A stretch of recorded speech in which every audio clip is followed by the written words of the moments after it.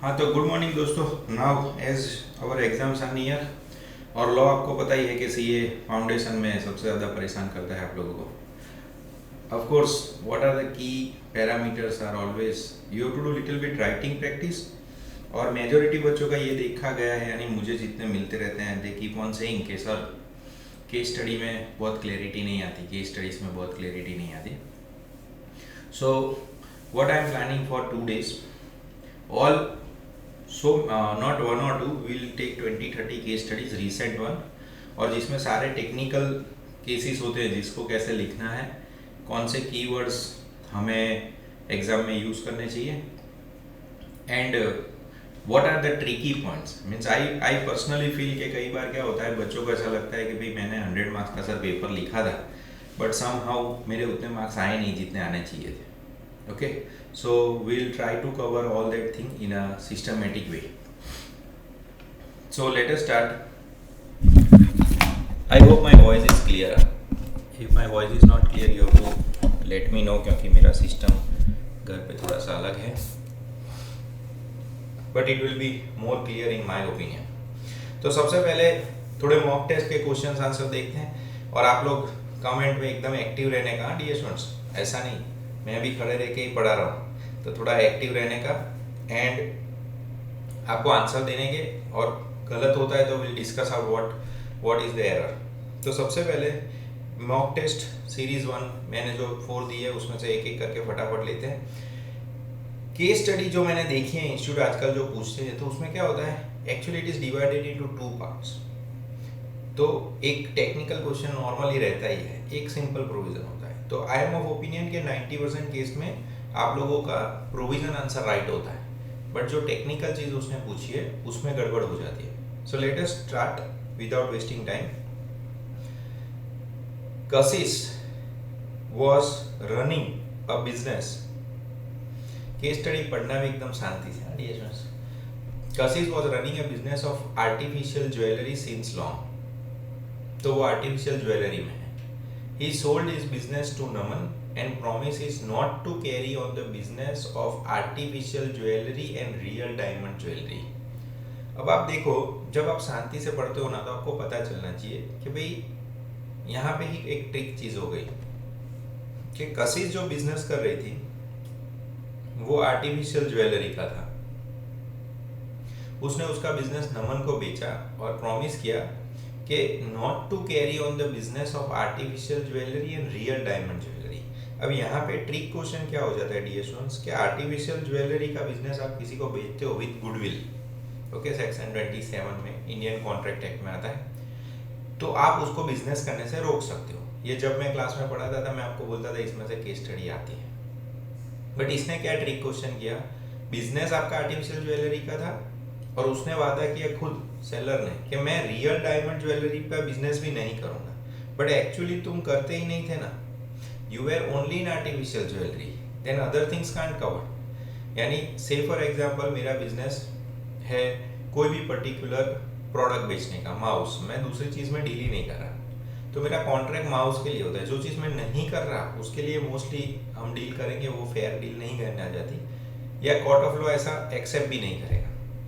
Now in this area for the period for 1 next year. Now see, इसमें आपको पता होगा गुडविल में आप ऐसा प्रोविजन रख सकते हो 1 साल के लिए, 2 साल तक, वो रीजनेबल होना चाहिए। 1 साल रीजनेबल है। अब क्या होता है ध्यान से देखो, नमन filed a suit against Kashish for closing the business of real diamond jewelry as it was against the agreement. पहले तो क्वेश्चन समझो क्या बोल रहा है। Kashish was running a business of artificial jewelry since long. He sold his business to Naman, यानी Kashish ने उसका बिजनेस नमन को बेच दिया कि भाई मैं आर्टिफिशियल ज्वेलरी और रियल डायमंड ज्वेलरी का उस पीरियड 1 साल तक नहीं करूंगा। 2 मंथ बाद क्या हुआ, कशिश जो था, कशिश जिसने बिजनेस बेचा था, उसने शोरूम ओपन किया रियल डायमंड ज्वेलरी का, तो नमन को बुरा लगा, तो उसने केस कर दिया कि भाई रियल डायमंड ज्वेलरी तुम नहीं कर सकते, हमने बात की थी। So whether Kashish is liable to close the business of real diamond jewelry? अब होता क्या है, एक होता है अपना नॉर्मल कैजुअल दिमाग। So when you read this apparent English, what you feel? कि देखो सर उसने वादा किया था मैं ये 2 चीज़ नहीं करूँगा, तो नहीं करना चाहिए, और 1 साल का ड्यूरेशन था, इसने 2 महीने बाद चालू कर दिया, तो this is something which is wrong, ऐसा आपको लगेगा। तो मोस्टली इंस्टीट्यूट ऐसे ही ट्रिक क्वेश्चन कर लेती है कि यहाँ पे डियर स्टूडेंट्स आप उसको बिजनेस करने से रियल डायमंड के लिए रोक नहीं सकते, क्योंकि तुम्हारा जो बिजनेस मॉडल है उसके लिए आप रोक सकते हो। हमने सर्विस एग्रीमेंट में भी ऐसा बात किया था कि भाई अगर इफ़ यू रिमेंबर मैं क्लास में ऐसा एग्जांपल देता हूँ, आप जलेबी का बिजनेस कर रहे हो तो आप जलेबी करने से रोक सकते हो, उसको दूसरी मिठाई नहीं बना देने से ऐसा कैसे बोल सकते हो? सर उसने वादा किया था, वादा करने से कुछ नहीं होता, प्रॉमिसेस इंपॉर्टेंट नहीं है, तुम्हारा बिजनेस मॉडल जो था वो। तो पहले तो आपको प्रोविजन लिखना है कि भाई आप गुडविल के साथ बिजनेस बेस कर सकते हो, फिर आपको वो लिखना है कि हाँ हम किसी को रोक भी सकते हैं अगर एग्रीमेंट है तो, और थर्ड पैराग्राफ में यहाँ पे आपका आंसर आएगा। तो यहाँ पे if you go with the institute pattern of answer, मैं आंसर भी आपको बताता हूँ और थोड़े कीवर्ड्स कैसे लिखने के वो भी बताता हूँ। सो if you can remember this was important section, मैंने बोला था याद रख सकते तो रखो। यहाँ पे आप किसी भी बंदे को लॉफुल प्रोफेशन ट्रेड और बिजनेस करने से नहीं रोक सकते। उसके 1-2 ही एक्सेप्शन थे, जब आप गुडविल से बेचते हो स्पेसिफाइड लोकल लिमिट में आप बेचोगे तो मना कर सकते हो, वो रीजनेबल कंडीशन होनी चाहिए। अब यहाँ पे कशिश was running A business of artificial jewellery, और उसने ऐसा बोला कि भाई मैं दोनों नहीं करूंगा फॉर नेक्स्ट 1 ईयर। कशिश ने शोरूम ओपन किया, इसलिए नमन ने केस कर दिया। But now this is final answer. कई बार बच्चे मुझे पूछते हैं सर कैसे आंसर लिखे, कैसे आंसर लिखे। मैंने कहा देखो आप इंस्टीट्यूट के कोई भी आंसर देखोगे it will be in 3 paragraph. Okay, 1 is the provision, another is facts of the case and third 1 is conclusion. आप हेडिंग देख के लिखो तो भी बढ़िया है, ऐसा डायरेक्ट लिखोगे तो भी चलेगा, और ये इंस्टीट्यूट के आंसर है। तो एक एक्सेप्शन है 27 का कि this is applicable to similar business only. अब देखो आपके एग्जाम में आपके लिए कोर आंसर पॉइंट ये होता है, कई बार बच्चों को वही नहीं पता चलता कि सर में इंपॉर्टेंट कीवर्ड कौन से हैं। ये सेक्शन है, ये आंसर है कि सिमिलर बिजनेस के लिए होता है। तो agreement between Naman and Kashish is not be applicable in business of real diamond jewellery, इसीलिए कशिश कंटिन्यू कर सकता है dear students real diamond jewellery. यानी when you read apparently you will feel कि सर यार ये तो उसने मना किया था, नहीं। तो मैं ये भी चीज़ बोलना चाहता हूँ कि इंस्टीट्यूट जैसे क्वेश्चन दिखेगा ना वैसा सीधा एपेरेंट आंसर नहीं होता है। So you have to give a thought. Okay, so this was a good question. आपको कुछ कंफ्यूजन हो तो आप चैट में लिखते रहना। If you go to second question that is also very interesting. आप लोग आंसर दो dear students. Okay, will try you give an answer when I am asking you. The paid up capital of Darshan photographers private limited is 1 crore. उसमें 50,000 के equity से है। चलो 1 करोड़ में से 50,000 के इक्विटी है और 50,000 का प्रेफरेंस है। तो आपको पता ही होगा कि भाई ओनरशिप तो इक्विटी से होती है। दर्शन फोटोग्राफर का पेड अप। ओके, फिर shadow evening private limited is holding 25% share of Darshan photograph. अब आप देखो इसके 25,000 यानी वी कैन से 50% होल्डिंग आपके पास है शैडो इवनिंग के पास, दर्शन के। Okay, I will ask answer. I want active participation. नींद में नहीं पढ़ने का है, और सुबह के लेक्चर तुम लोगों के लिए रखे हैं, पता है ना। तो अब पहले क्वेश्चन का आंसर आप मुझे दो। आंसर देखने का नहीं है डियर स्टूडेंट्स, अपने ऑनेस्ट अटेम्प्ट कर रहे हैं। Okay, whether Darshan photographer limited is subsidiary of shadow evening private limited 50% से सब्सिडरी होगा, बताओ। चैट में लिख सकते हो आप आंसर,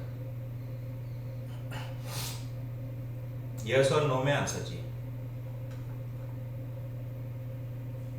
हर्षल नो, मैत्री नो, पिंटू यस। नो वाले क्यों नो बोल रहे हो? सब्सिडरी के लिए कितने परसेंट चाहिए? 50% ही चाहिए ना डियर स्टूडेंट्स। अदर्स हाँ अब आए सबके answer. Yes no yes no yes no, Hina yes. देखो यहाँ पे मोर देन 50%, वेरी गुड। अब देखो इससे मुझे क्या पता चलता है कि आप लोगों में काफी सारे गड़बड़ है। 50% पे आप सब्सिडरी नहीं बन सकते dear students. It has to be more than 50%, और 51% का तो प्रोविजन ही नहीं है डियर स्टूडेंट्स। यात्री विद्या जैन 51% का तो बेटा प्रोविजन किसका है पता है आपको? कोई है स्मार्ट बच्चा? 51% किसके लिए है? 50% से ज्यादा होना चाहिए। More than 50% is the provision for subsidiary. 51 Brinda, Jiya, Unnati, Saumya, मैत्री, वेरी गुड डियर स्टूडेंट्स। 51% का प्रोविजन तो गवर्नमेंट कंपनी के लिए है। मैंने आपको नहीं पढ़ाया कंपनीज एक्ट, बट उससे कुछ नहीं होता, हमें पता चलना चाहिए। चलो वेरी गुड। सो अब आते हैं, देखो 50% से ज्यादा होना चाहिए, यानी यहाँ पे आपका आंसर क्या आता है? नो, क्योंकि यहाँ पे एग्जैक्ट 50% है। यानी आप समझो, आप जैसा सोचते हो इतने फालतू सवाल थोड़ा पूछता है इंस्टीट्यूट, आपका ध्यान होना चाहिए। तो यहाँ पे काफी बच्चों का आंसर नो आया, काफी बच्चों का आंसर यस आया। ओके, काफी बच्चों का आंसर नो आया। मैं ऐसा मानता हूँ कि चलो आप लोग 105 लोग हो, तो उसमें से ऐसा मान लेता हूँ 70 का नो आया, 35 का यस आया।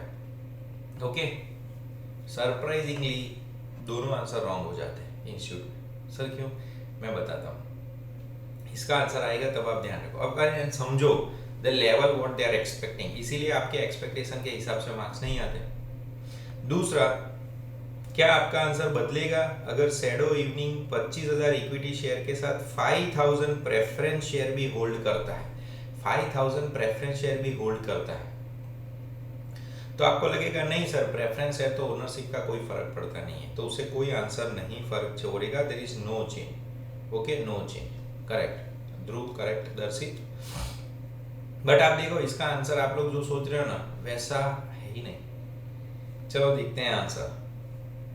See why I am showing you answer, you understand how to write down also। सबसे पहला पैराग्राफ होता है प्रोविजन का, तो मैं क्लास में बोलता हूँ सेक्शंस याद रखने की। होल्डिंग सब्सिडरी की 287, सब्सिडरी कंपनी क्या है? जो कंट्रोल करती है कंपोजिशन, जो कंट्रोल करती है more than 1/2। So your answer is correct, more than 1/2।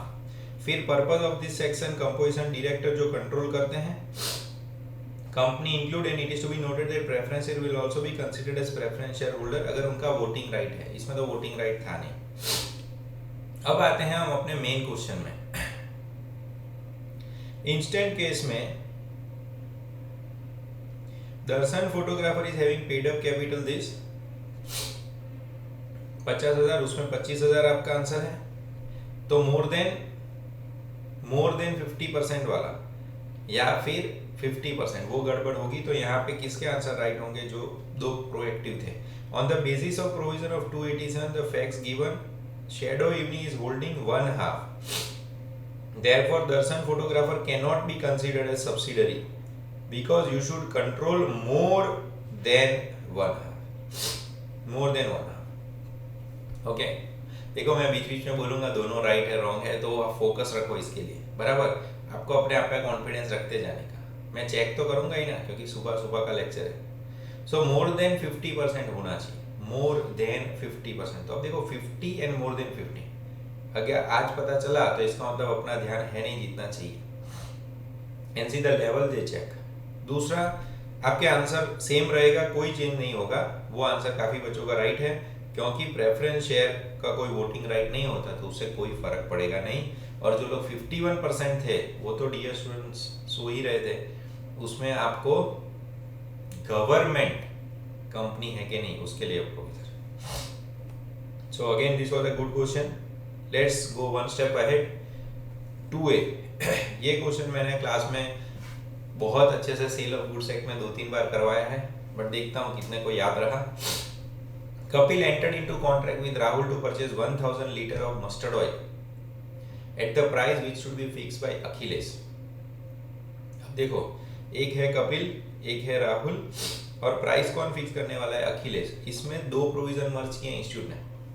Rahul already delivered 600 litres, दे दिया आपने 1000 litres to Kapil, while remaining 400 litres were ready to deliver। Akhilesh ने डिनाई कर दिया fixing the price mustard oil का। Rahul asked Kapil to return the oil already delivered and avoid delivering 400 liters। Kapil sued Rahul for non-delivery of remaining 400 liters of mustard oil। Advised in the light of sale of goods act।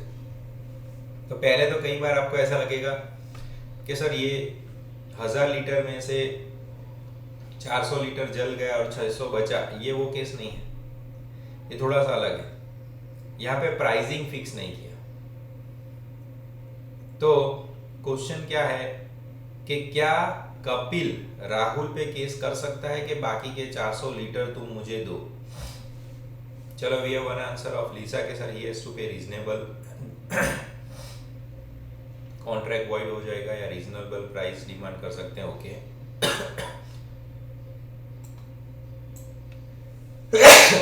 Sorry, और case नहीं कर सकते ध्रुव।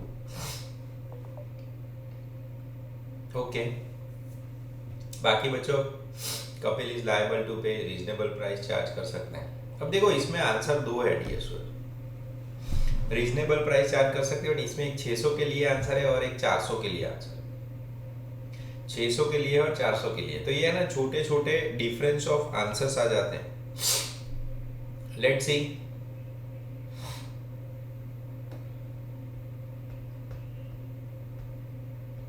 देखो सबसे पहले ये section 9, 10 और 11 के साथ कनेक्टेड है,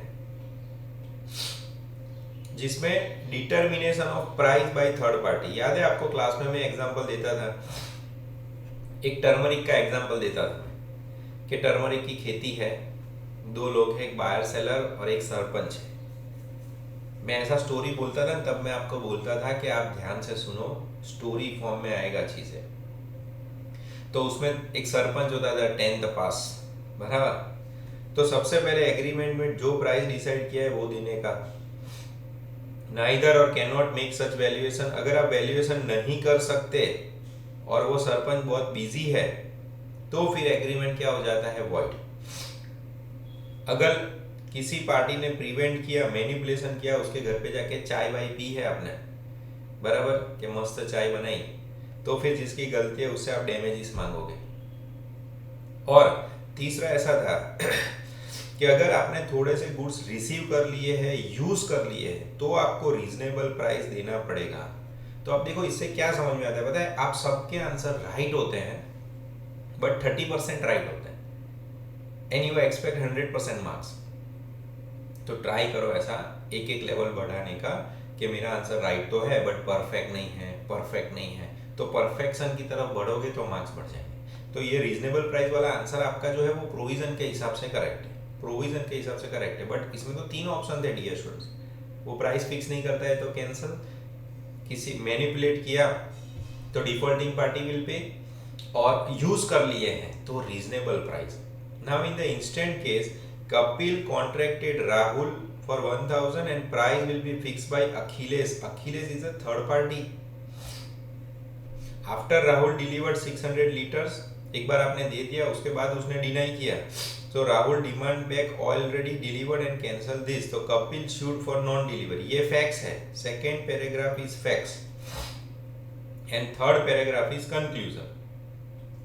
So on the basis of above provision and fact, Kapil is liable to pay for reasonable 600 liters, correct? While for remaining 400 liters, contract may be avoided.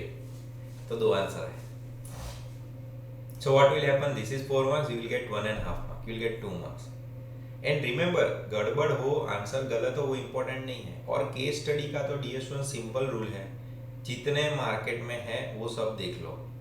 80% case में रिपीटिशन होगा, कुछ नया होगा तो 6 सेंस आएगी। Okay, so this was also good question, but as I shared, हमारा expectation versus institute के answer में डिफरेंस आता है। 7 मार्क का था, आपको 3 मिलेंगे। डायरेक्ट क्वेश्चन के तो मार्क्स जाने ही नहीं चाहिए DS1, doctrine, ultra vires, LLP, उसके तो मार्क्स जाने ही नहीं चाहिए। आपको जो भी डाउट होगा मुझे अलग से बताना, अपने तो सेशन चालू रहेंगे। ABN company, now this is also very good question, let's see. Answer देख के मत बताओ भाई, देखे बिना। ABN company partners in ABN company firm is doing a business of trading of plastic bottles. A is authorized to sell the stock of plastic bottles. It was decided between them that A should sell the plastic bottles at minimum price which they have decided, and if A sells the price less than minimum price. अब देखो ऐसे question module में है कि भाई हमने एक minimum price decide किया है, उससे कम में नहीं बेचने का। तो if A sells at the price which is less than minimum price, उसे क्या करना पड़ेगा, he should first ask permission from B, पूछे बिना इसे सस्ते में नहीं देना है। तो ऐसा केस जो मॉड्यूल में है वो कैसा है कि उसने पूछे बिना उसे सस्ते में बेचा, तो हमने ऐसा बोला कि नहीं वो गलत बात है, आपको पैसे देने पड़ेंगे।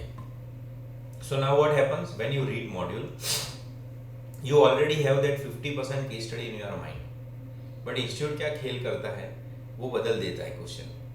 50% मॉड्यूल का रखता है और 50% मॉडिफिकेशन करता है। अब आगे देखो क्या हो रहा है। Due to sudden change in government policy, अभी ऐसा मॉड्यूल में नहीं था, गवर्नमेंट की पॉलिसी चेंज हुई, उसकी वजह से प्लास्टिक बॉटल्स कंटिन्यूअसली उसका प्राइस कम होने लगा। अब देखो कोई चीज 100 रुपए में मिल रही थी, आपने डिसाइड किया था, दो पार्टी ने, कि हम 90 से कम में नहीं बेचेंगे, हम दोनों ने ऐसा डिसाइड किया था। फाइन है, करेंगे तो पूछ के करना है, ओके। गवर्नमेंट ने प्लास्टिक पे सारे बैन हटा दिए, गवर्नमेंट ने प्लास्टिक पे से जीएसटी निकाल दिया, अज्यूम। अब वो प्राइस डाउन होने लगे, प्लास्टिक का भाव अब 70 हो गया, 60 हो गया, 50 हो गया। अब देखो मार्केट में 50 रुपए में प्लास्टिक की बोतल मिल रही है, आप 90 रुपए पकड़ के रखोगे, कौन लेगा आपके पास, कोई नहीं लेगा। तो उसने प्रैक्टिकल सिनेरियो दिया कि प्राइस गिर रहे हैं, तो अपनी कंपनी का लॉस ज्यादा ना हो, क्योंकि देखो अभी तो आप बेच सकते हो 70 में, अगर 40 का भाव हो गया कोई लेगा ही नहीं 70 में। तो यहाँ पे ए sold the stock at lower price. Meanwhile वो लिख भी रहा है कि ए ने बी को कांटेक्ट करने की कोशिश की कि भाई गवर्नमेंट पॉलिसी चेंज हो गई है, क्या करेंगे बताओ, बट बी था फॉरेन ट्रिप पे, तो उससे बात हो नहीं पाई। तो जब फिर बी आया फॉरेन से, उसने केस कर दिया कि तुमने इतने सस्ते में क्यों बेचा भाई, हमारा डिसाइड हुआ था 90 से कम में नहीं बेचने का, तो अब तुम्हें मुझे लॉस देना पड़ेगा। नाउ ये गवर्नमेंट पॉलिसी और प्राइस डिक्रीजिंग वाला मैं पैराग्राफ निकाल दूं तो मॉड्यूल का आंसर करेक्ट है, बट अगर मैं ये 2 लाइन रखता हूं तो it goes with a common sense कि सर यार बिजनेस में तो हमें ध्यान रखना चाहिए, रुद्र का आंसर है बराबर के गुड लॉस, अपना लॉस ना हो उसके लिए हमें ध्यान रखना चाहिए। Ordinary prudence, very good, okay, ordinary prudence is very good word Dhruv, बराबर, तो आपको ये ध्यान रखना चाहिए। तो again what I am trying to say, institute आपको जो पेपर दिखाता है, इनिशियल मस्ती करता है और होता है फिर कुछ और, तो ये सेंस आप में धीरे धीरे डेवलप होनी चाहिए। सो if you go for the answer, case तो कर सकते हैं, वो जीतेगा नहीं, केस करने में मना नहीं कर सकते। तो सेक्शन 13E में एक प्रोविजन है कि राइट टू इंडेमनीफाई, यानी अगर बिजनेस में किसी की वजह से आपको लॉस हुआ तो ऑर्डिनरी प्रूडेंट के हिसाब से अगर लॉस बचाने के लिए किया है तो चलेगा, वरना नहीं। दूसरे में फैक्ट्स है कि एबी ने प्लास्टिक बोतल में डील किया मिनिमम से कम में नहीं बेचने का, बट ड्यू टू इमरजेंसी उसको बेचना पड़ा। तो लॉजिकली ऐसा हुआ कि on the above provision the facts of the problem given, क्योंकि फैक्ट्स बदल गए। तो जब मैं पढ़ाता था मैं बार बार ऐसा बोलता था डियर स्टूडेंट्स कि केस स्टडी में it depends on facts and circumstances, facts change होंगे तो आंसर चेंज हो जाता है। तो यहाँ पे facts of the problem given, selling at lower price to save the firm from loss. So as the act of A was in favour of firm, वो firm के लिए अच्छा था, he will not be liable to bear the loss, यानी यहाँ पे bear नहीं करेगा। मॉड्यूल का क्वेश्चन देखोगे तो उसमें यस होगा, बट उसमें गवर्नमेंट पॉलिसी चेंज हुई और प्राइस कम हुए, ऐसा कोई लाइन था नहीं, scenario change, answer change. Okay, so that is also very good question and I am expecting same thing कि इंस्टीट्यूट ऐसा कुछ पूछता है तो हम ध्यान दें। देखो 7 मार्क में से 5 मार्क मिलेंगे अगर अपना करेक्ट है, हम स्टोरी करके आएंगे आधा आधा, उसने पूछा कुछ और है और हम कुछ और लिख के आते हैं, तो प्रोविजन का तो 1-1.5 मार्क्स ही देने वाला है। चलो, this is again a very good point, try करो आंसर देखे बिना या फिर आप मुझे मैं प्रोविजन पूछूंगा उसका आंसर देना। Tycoon private limited is holding company again of glassware private limited. Last year का profit and loss for the year ending of 31 March of glassware private limited, its turnover is 1.8 crore. Turnover is 1.8 crore. and paid up capital is 80 lakhs. Okay, capital is 80 lakhs. अब क्या है question, क्या है question, अब शुरू होता है कि board of directors want to avail the status of small company. Board of directors want to avail the status of small company. उनको स्मॉल कंपनी में जाना है. So company secretary of company advise the director of glassware private limited कि आपको हम categorise नहीं कर सकते स्मॉल कंपनी में. In the light of above facts and provision of companies act you are required to examine whether the contention of company secretary is correct. अब पहले आप मुझे बताओ कि स्मॉल कंपनी के लिए टर्नओवर कितना चाहिए. अभी कंफ्यूज मत हो जाना, पढ़ा लिखा होगा ऐसा मान लेता हूँ मैं. Zoom user 40 crore. कृपांश, रेनाको, Vidya, Damini, Krishna, Vrinda, Jiya, very good, very good. Nandini, Yashvi, very good. 40 crore, उससे कम. हाँ, Shahid 40 crore, very good. And capital याद है डियर स्टूडेंट्स, स्मॉल कंपनी के लिए capital, very good. Damini, Vidya 4 crore. Small company के लिए आपको कैपिटल कितना चाहिए, 4 करोड़ चाहिए.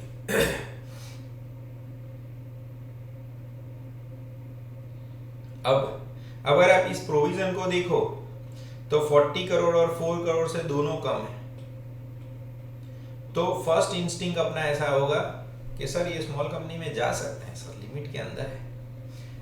बट अगेन यहाँ पे भी एक ट्रिक क्वेश्चन है इंस्टीट्यूट का. सबसे पहले tycoon private limited is holding company of glassware private limited, यानी ग्लासवेयर प्राइवेट लिमिटेड है, इसका होल्डिंग कंपनी है tycoon. So glassware is subsidiary. Glassware is subsidiary. Glassware is subsidiary as per last profit and loss of glassware. यानी ये बात कर रहा है सब्सिडरी की. अब देखो हमारा फोकस कहाँ पे है, अमाउंट, अमाउंट, अमाउंट. ये ट्रिक क्वेश्चन था डियर स्टूडेंट्स. ये स्मॉल कंपनी में नहीं जा सकता. सर क्यों? तो उसके लिए स्मॉल कंपनी का definition, small company is other than public company, जिसका पेड अप कैपिटल आपका आंसर सही है 4 करोड़, टर्नओवर भी आपका आंसर सही है less than 40 crore. But provided that nothing in this clause will apply to a holding and subsidiary section 8 and special act. तो ये हो गया आपका एक्सेप्शन. इसीलिए ये एक्सेप्शन के हिसाब से आप स्मॉल कंपनी में नहीं जा सकते, यानी कंपनी सेक्रेटरी का कंटेंशन करेक्ट है. और अगर ये एक्सेप्ट देखो, if you remember in every class जो मैं पढ़ाता हूँ, मैं आपको हमेशा बोलता हूँ डियर स्टूडेंट्स, एक्सेप्शन हमेशा याद रखो, एक्सेप्शन हमेशा याद रखो, क्योंकि नॉर्मल प्रोविजन तो सबको आते ही हैं. इंस्टीट्यूट चेक क्या करेगा, एक्सेप्शन. तो अगेन आपको लिमिट याद है तो फिर आपको कितने मार्क्स मिलेंगे, 4 में से 1 मार्क, 1.5 मार्क. बट जो मेन आंसर है वो था आपका exception. And if you can remember exception dear students, you get full marks. Okay, चलो नेक्स्ट, कंपनीज एक्ट का सिंपल क्वेश्चन, इसका तो आंसर आना ही चाहिए सबको.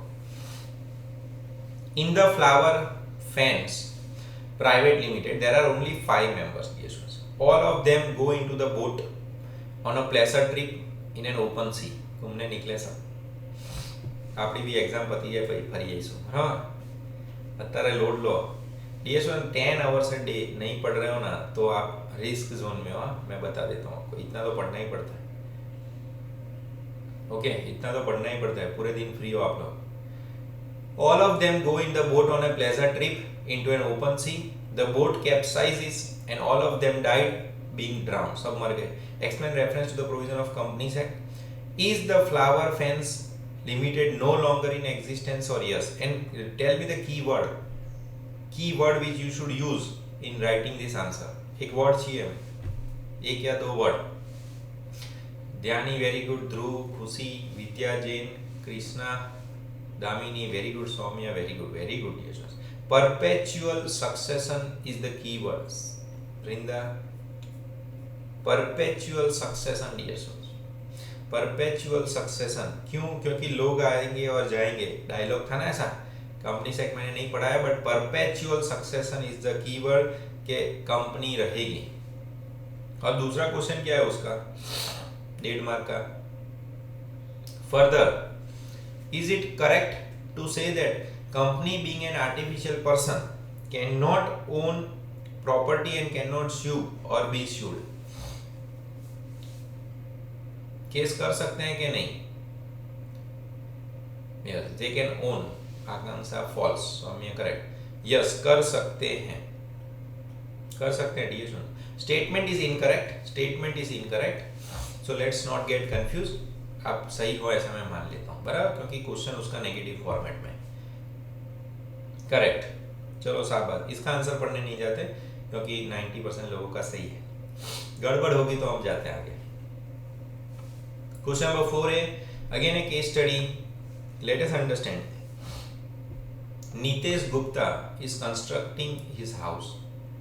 For the purpose, he entered into contract with Baba Bricks to supply 10,000 bricks on 12th August. एक चीज एक खास समझो डियर स्टूडेंट्स, कोई भी केस स्टडी में जब डेट्स आना शुरू होता है ना, डेट्स, तो थोड़ा फोकस रखने का, क्योंकि डेट के साथ क्या होता है, टाइम फ्रेम जुड़ जाता है। कहीं पे भी डेट आती है ना तो टाइम फ्रेम जुड़ जाता है, तो थोड़ा कॉमन सेंस की जगह टाइम फ्रेम पे फोकस करने का, बराबर। कॉमन सेंस तो यूज कर सकते हैं, बट टाइम फ्रेम इसने क्यों डेट दिया, खाली ब्रिक्स मंगवानी थी ऐसा कहना चाहिए, तो इसने डेट दिया। लेट्स अज्यूम, फिर बोला है बाबा ब्रिक के पास 2 लॉरी थी, 5000 ब्रिक की कैपेसिटी की। 12 अगस्त को one of the lorries has not working condition, एक ट्रक काम नहीं कर रहा। So Baba Brick supplied only 5,000 bricks and promised Nitesh Gupta to supply rest bricks on next day. Next day को बोला उसने। Nitesh Gupta wants to cancel the contract. Baba Bricks did not supply bricks as per contract. So Baba Brick House gave a plea that there is no fault has been made from its part. उसकी कोई गलती नहीं है, अभी truck बिगड़ गया तो मैं क्या करूं? Hence तो कॉन्ट्रैक्ट कैंसिल नहीं होना चाहिए। In this situation whether Nitesh Gupta avoid the contract, क्या नीतेश गुप्ता कॉन्ट्रैक्ट कैंसिल कर सकता है? यस या नो में आंसर देने का, लास्ट लाइन का, क्या नीतेश गुप्ता कॉन्ट्रैक्ट कैंसिल कर सकता है? चलो मिक्स चालू हुआ, yes yes no yes yes, majority तो फिर भी यस है, नो भी है थोड़े से, yes no yes no yes no. अरे आकांक्षा ने दोनों आंसर दिए, very good.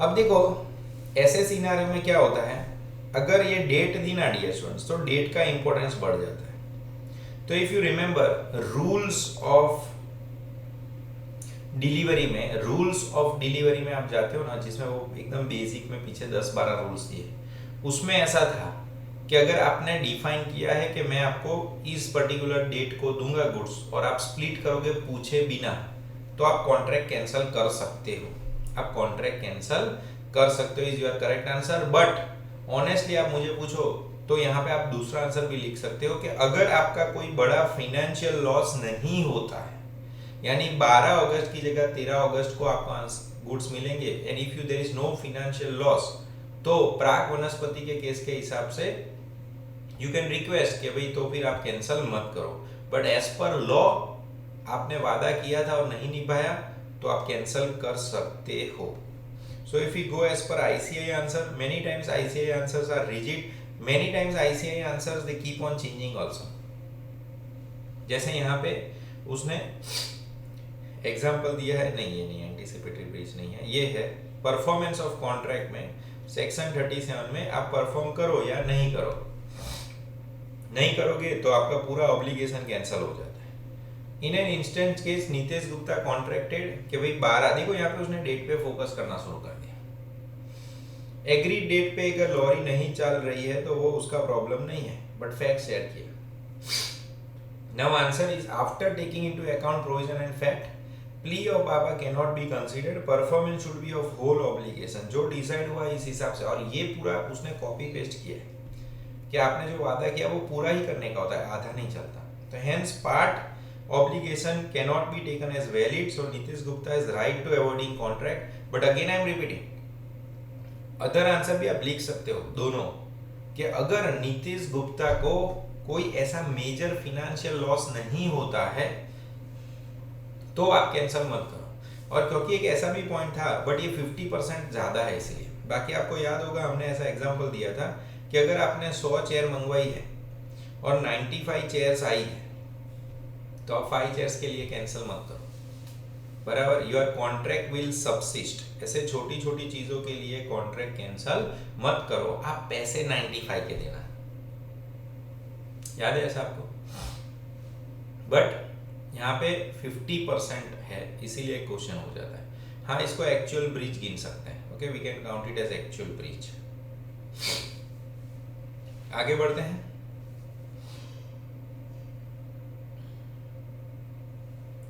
Rahul, dear students 5-10 minute ज्यादा बैठेंगे ना, कि भागने का होता है 8 बजे, ऐसे तो कुछ नहीं होता। ऐसे तो मेरा ही लेक्चर है 8:30 को दूसरी बैच में, बट 5-10 मिनट ये पेपर खत्म करेंगे। हाँ, फिर वो ट्रैक नहीं रहता। Rahul is a transporter, was entrusted with duty of transporting tomatoes, yes students, tomatoes transfer कर लो, from rural farm to a city of Aswin. Due to heavy rains, Rahul was stranded for more than 2 days. Rahul sold the tomatoes below the market rate in nearby market where he was stranded, fearing that tomato will perish. Dear students, perishable goods. Can Aswin recover the loss of Rahul on the ground that Rahul has acted beyond the authority? कि भाई तुमने सस्ते में क्यों बेचा, तो Rahul is right और Rahul is wrong, ऐसा आंसर। जस्ट ने स्टेटमेंट अच्छा पास किया, राहुल इज राइट और राहुल इज रॉन्ग, तो आपको इजी रहेगा टाइप करने में। चलो, Damini answer, Akanksh answer.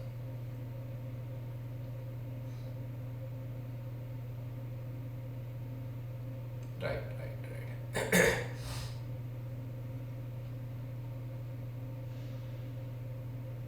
Very good. Dear students, ये इमरजेंसी में काम किया होता है राहुल ने, और पेरिसेबल नेचर है, ऑर्डिनरी पर्सन इस तरह से ही काम करेगा, तो एक इमरजेंसी प्रोविजन लागू होता है। दूसरा, पेरिसेबल गुड्स है टोमेटोज, और इंटेंशन उसका अच्छा था, तो ऑर्डिनरी प्रूडेंस में वही बंदा करता है गुड फेथ में। Okay, so correct answer. Negotiable instrument का direct question, Indian legal system का डायरेक्ट क्वेश्चन। चलो 5A, A agrees to sell certain goods to B on certain date on 10 days credit. A period of 10 days expired and goods are still in the possession of A. Okay, B has not paid for the price of the goods and B becomes insolvent. Dear students, Sale of Goods Act. So A refused to deliver the goods and exercise the right of lien. Dear students, उसने right of lien किया। क्या आप right of lien कर सकते हो ऐसे में? अगर सामने वाली पार्टी इंसॉल्वेंट हो गई और आपके पास पोजेशन है तो यस, पूरा प्रोविजन लिख के आने का है डियर स्टूडेंट्स, पूरा प्रोविजन। ओके, डायरेक्ट क्वेश्चन है, खाली केस स्टडी बनाइए। Very good. चलो, one another question. AB sold 500 bags of wheat to CD. Each bag contains 50 kilogram of wheat. AB sent 450 bags by transport and CD himself took remaining 50 bag. यानी 500 bags थे, उसमें से AB ने भेजे हैं 450, CD खुद आके लेके गया है 50। AB है सेलर और CD है बायर। ये भी मैं बहुत अच्छे से समझाता हूँ। देखो, मुझे तो पहले से पता है इशू कैसा घूम के पूछती है, और मैं बहुत सालों से पढ़ाता हूँ। मैं आपको स्टोरी बोलता हूँ तब सबको ऐसा लगता है सर स्टोरी बोल रहे हैं, वो स्टोरी नहीं है भाई, वो मैं पढ़ा ही रहा हूँ। मैं यूँ भी सबसे स्पीड में पढ़ाता हूँ, but I know that they ask in this manner. तो यहाँ पे देखो, इसमें कीवर्ड ये था कि 450 AB ने भेजे और CD लेके गया। तो अगर आपको याद होगा, हम ऐसा एग्जाम्पल लेते हैं कि ट्रक में सामान जा रहा है, फिर मैं आपको एक्सप्लेन करता हूँ ट्रक किसका है, ट्रक सेलर का है, ट्रक बायर का है, या ट्रक थर्ड पार्टी का है। तो मैं पूछता हूँ ट्रक सेलर का है तो स्टॉपेज इन ट्रांजिट होगा, सब बोलते हैं हाँ। फिर मैं बोलता हूँ नहीं होगा क्योंकि वो अपना ही ट्रक है, यू टर्न मार के वापस आ जाएगा। फिर मैं आपको ऐसा बोलता हूँ स्टॉपेज इन ट्रांजिट, अगर बाहर का ट्रक है तो होगा, तो आधे बच्चे बोलते हैं हाँ, आधे मना करते हैं। फिर मैं आपको ऐसा एग्जांपल देता हूँ कि ट्रक अगर बाहर का है ना तो वो ब्रेक पे पैर नहीं रखेगा, वो एक्सीलेटर पे रखेगा। याद आ रहा है आपको? और थर्ड पार्टी का अगर ट्रक है तो हम रोक सकते हैं। याद होगा ऐसा मैं मान लेता हूँ, क्लास में आपने अटेंटिव रहे होंगे तो। So before CD delivers 450 bags to road transport he becomes bankrupt, यानी बायर तो बैंकरप्ट हो गया। AB still unpaid stops the bag in transit. अब क्वेश्चन क्या है, मैंने आपको समझाया वो एग्जैक्ट क्वेश्चन नहीं है। क्वेश्चन ऐसा है कि सीडी जो था इंसॉल्वेंट हो गया, अब ये जो है वो इंसॉल्वेंट हो गया, उसके पास पैसे नहीं है और वो क्लेम कर रहा है बैग। उनके ऑफिशियल रिसीवर क्लेम कर रहे हैं कि भाई हमें ये 450 वाले गुड्स दे दो। तो क्या हम यानी AB क्या इंसॉल्वेंट पार्टी को 450 बैग जो रास्ते में हैं वो देंगे कि नहीं, ऐसा क्वेश्चन है उसका। चलो ध्रुव सेज नो, अर्सल नो, उन्नति नो, नो नो। चलो मेजोरिटी आंसर है नो, करेक्ट। हम क्यों दे, हम पागल है। और आपको याद है ना इंसॉल्वेंसी हम कौन सा गिनते हैं, एडजज इंसॉल्वेंट या कॉमर्शियल इंसॉल्वेंट। गुड्स जब हम रोकते हैं तो हम कौन सा इंसॉल्वेंस देखते हैं, एडजज इंसॉल्वेंट या कॉमर्शियल इंसॉल्वेंट। याद है ऐसा word, commercial, commercial, very good. यानी मार्केट में न्यूज जाए ना तो हम पैसे देना बंद कर देंगे भाई, जज की बात तो दूर की हो गई, बराबर। So your answer is correct, your answer is no, कि नहीं दे सकते।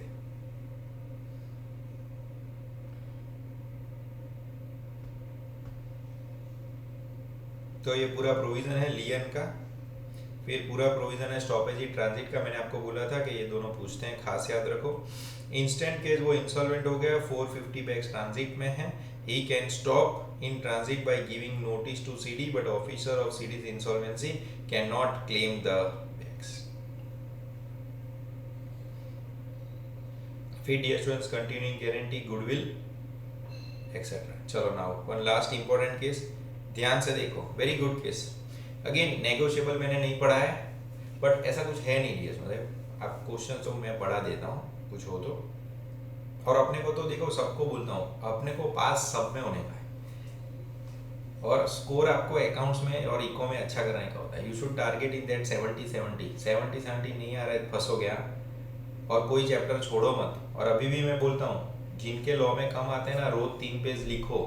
अभी भी आपके पास 20-25 दिन है, 3-4 पेज लिखोगे, you write down 100 pages, you will gate 70। If you don't write down, ऐसे वर्ड्स आएंगे नहीं, जो इंस्टीट्यूट का आंसर है वैसी लैंग्वेज नहीं आएगी। Priyansh purchase some goods from Sumit, he issued cheque to Sumit on 14 June. थोड़ी देर पहले मैंने आपको बोला कि कोई भी क्वेश्चन में डेट आती है ना तो थोड़ा दिमाग शार्प कर लो, ओके। डेट आएगी तो थोड़ा ध्यान रखने का। Sumit presented cheque and informed him on 19 June के चेक रिटर्न हो गया था क्योंकि आपका इनसफिशिएंसी ऑफ फंड है, तो चेक डिसऑनर हो गया। डिसऑनर हो गया तो आपको पता है सेक्शन 138 में नेगोशिएबल इंस्ट्रूमेंट एक्ट में हम केस कर सकते नहीं। तो उसने क्वेश्चन पूछा है कि state with reason whether the suit is maintainable, क्या आप सूट कर सकते हो अगर आपका चेक डिसऑनर हो गया सेक्शन 138 में। क्या आएगा आंसर, यस और no. I hope you remember 138 important section. Yes yes yes yes yes yes yes Dhruv notice देने के बाद। अब देखो यहाँ पे again immediately no, after notice yes, correct. तो यहाँ पे भी देखो 80% लोगों का आंसर यस है, बट वो सिर्फ यस लिखने से मार्क्स नहीं मिलेंगे। यहाँ पे दो चीज है और उसमें भी आपके पास मिक्स आंसर है, कोई 30 डेज बोल रहा है, कोई 45 डेज बोल रहा है। डियर स्टूडेंट्स ऐसा नहीं है, ये बहुत प्रिसाइज आंसर है, आप ऊपर ऊपर से मत करो। इसमें 30 और 15 दोनों है। प्रोविजन क्या है सबसे पहले देखो, ये नोवेशन वोवेशन भी बहुत पूछते हैं, अल्टरेशन और एक्सेट्रा। अब हम जाते हैं 138 नेगोशिएबल इंस्ट्रूमेंट, अगर आपका चेक डिसऑनर हुआ है because of insufficiency of fund etcetera etcetera is correct. However, अब ध्यान से देखो, प्रोविजन देखो, जिनको क्लैरिटी नहीं है वो, चेक हैज बीन प्रेजेंटेड, तो सबसे पहले विद इन 3 मंथ्स आपको प्रेजेंट करने का, वो तो बराबर था, उसने 3 दिन में कर दिया।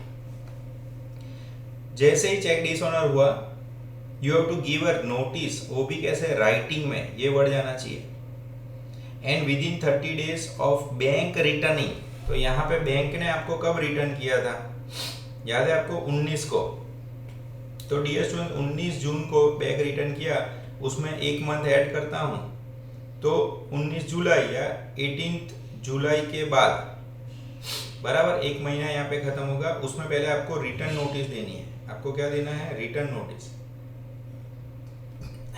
बराबर कि आपका चेक वापस आया।